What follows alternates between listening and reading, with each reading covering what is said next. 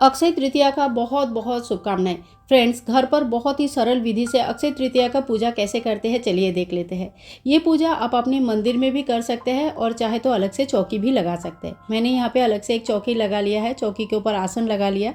आप चाहे तो पीला या लाल कोई भी आसन का व्यवहार कर सकते हैं। अक्षय तृतीया के दिन दान धर्म पूर्ण काम का जैसे फल अक्षय अमर होता है, वैसे ही जो खराब काम हो जाता है ना, उसका भी फल अक्षय अमर हो जाता है। इसीलिए कहते हैं कि अक्षय तृतीया के दिन जितना हो सके अपना अच्छा काम करे, अच्छा बोले और गलत चीज़ों से दूर रहे। इस दिन माता लक्ष्मी, भगवान श्री विष्णु नारायण की पूजा किया जाता है। तो मैंने यहाँ पे गणेश जी को भी आसन दे के बैठाया और साथ में माता लक्ष्मी और भगवान श्री विष्णु नारायण की फोटो या प्रतिमा जो भी आपके पास है उनको विराजमान करें। चने की दाल का आसन लगा के एक कलश की स्थापना करेंगे। अक्षय तृतीया के दिन कलश की स्थापना अनिवार्य होता है। मिट्टी के एक कलश में जल भर के और ऊपर से फल रख के इनकी पूजन किया जाता है और पूजन के बाद इन्हें दान कर दिया जाता है। कलश की साइज़ कितना होगा, बड़ा छोटा, ये बिल्कुल आपके ऊपर डिपेंड करते हैं। आप जैसे दान करना चाहते हैं या आपके यहाँ पे जो भी प्रचलित है उस हिसाब से आप कर सकते हैं। कलश को शुद्ध जल से भर देंगे पीने वाला पानी से, और 1-2 दाना चीनी का या आप चने का दाल डाल सकते हैं। बहुत ज़्यादा नहीं डालना है, इससे जल खराब हो जाएगी। तो इसके ऊपर चने के दाल जो बाकी बचा है वो भगवान जी के सामने रख देंगे।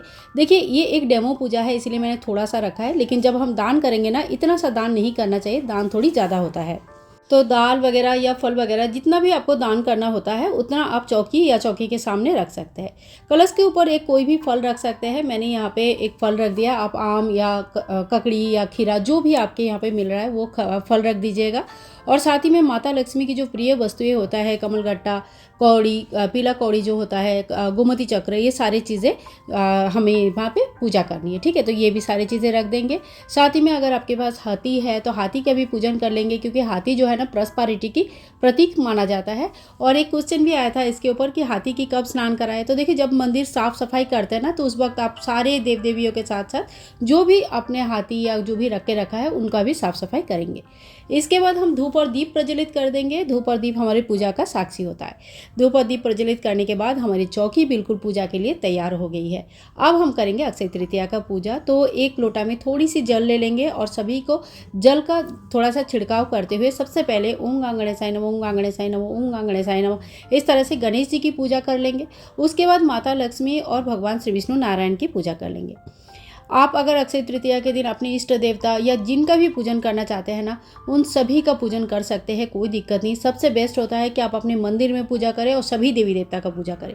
इसके बाद हम भगवान गणेश जी को कलावा स्वरूप वस्त्र चढ़ाएंगे, जेनोई चढ़ाएंगे, और माता लक्ष्मी, भगवान श्री विष्णु नारायण को भी कलावा स्वरूप वस्त्र चढ़ाएंगे। आज अगर आपने चुनरी वगैरह लेके आए हैं तो वो भी चढ़ा सकते हैं। सभी को तिलक कर देंगे। और हाँ, अक्षय तृतीया के दिन कुछ ना कुछ नया सामान जरूर लिया जाता है। अगर आपने नहीं ले पाए तो कोई बात नहीं, जो भी आपके पास सोना या चांदी का चीज़ें है ऑलरेडी पहले से है, उनकी पूजन भी आप आज के दिन कर सकते हैं। और अगर कोई नया चीज़, कोई नया बर्तन, सोना चांदी कुछ भी आपने अच्छी चीज़ें खरीदा है तो वो चीज़ें पहले चौकी में रख के पूजन हम करेंगे, उसके बाद ही उसकी यूज़ किया जाता है। अक्षय तृतीया के दिन से ही चंदन यात्रा शुरू हो जाता है। इस समय से 21 दिन तक भगवान श्री विष्णु नारायण, श्री कृष्ण का या बाल गोपाल का जो भी स्वरूप आपके पास है, आप उनकी चंदन की सेवा जरूर दें।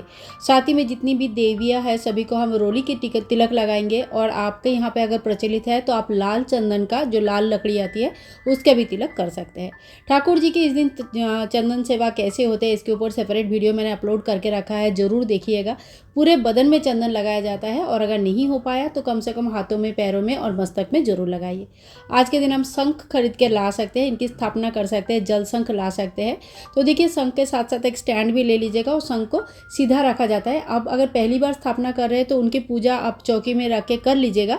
फिर मंदिर में जब रखिएगा ना, तब उसको स्टैंड में सीधा रखा जाता है। थोड़ी सी चावल और थोड़ी सी जल इसके अंदर डाल के और एक फूल डाल के रखा जाता है। और डेली इनका जो है ना, चावल, जल और फूल ये चेंज होता है। जल शंख का स्थापना का विधि अगर आप लोग जानना चाहते हैं तो आप कमेंट करके लिखिए। मैं इसको बहुत सरल तरीके से डेली पूजन विधि किस तरह से होता है वो आपके साथ शेयर कर दूंगी। इसके साथ ही देखिए, आप आज के दिन सुहाग दान करना बहुत बड़ी दान में माना जाता है, क्योंकि हमारे सभी को इच्छा रहता है कि अखंड अमर सुहाग रहे।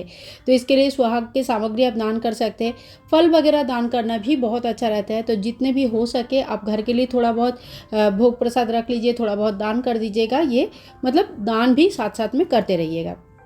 भोग में मिठाई, ड्राई फ्रूट्स, फल वगैरह भोग लगा सकते हैं। कोई भी अच्छा खाना इस दिन सात्विक भोजन बनाकर भोग लगा सकते हैं।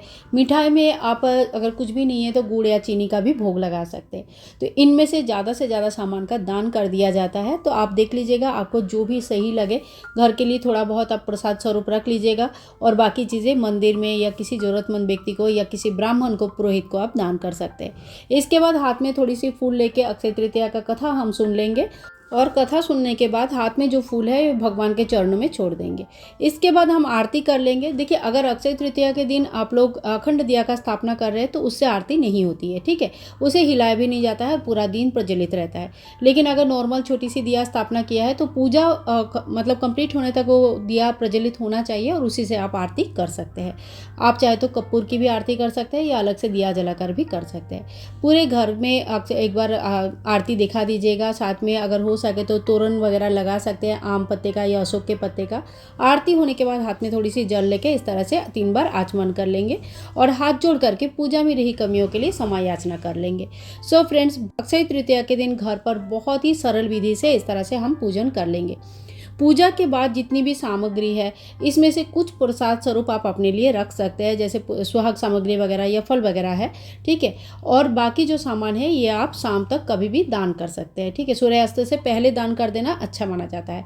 दान किसको करना है तो पुरोहित, ब्राह्मण या किसी मंदिर में दान करना सबसे ज़्यादा बेस्ट माना जाता है। अगर संभव है नहीं है तो आप कोई भी ज़रूरतमंद व्यक्ति को ये सारी चीज़ें दान कर सकते हैं। अगर इन सारी चीज़ों का दान संभव नहीं है तो आप पैसे, डायरेक्ट पैसा लेके भी दान कर सकते हैं। किसी को खाना भी खिला सकते हैं, पियाव वगैरह की व्यवस्था कर सकते हैं। फ्रेंड्स, अक्षय तृतीया रिलेटेड सारे वीडियोस चैनल पर आ चुके हैं। आप जरूर उन वीडियोस को देखिएगा। पूरे दिन का दिनचर्या कैसे रहेगा इसके ऊपर भी डिटेल्स वीडियो मैंने अपलोड किया हुआ है, तो आप लोग जरूर चैनल से जुड़े रहिएगा। उन सारे वीडियोज़ आप सभी के लिए बहुत ही हेल्पफुल होने वाला है। मिलूंगी नेक्स्ट वीडियो में, तब तक के लिए अक्षय तृतीया का बहुत बहुत शुभकामनाएं।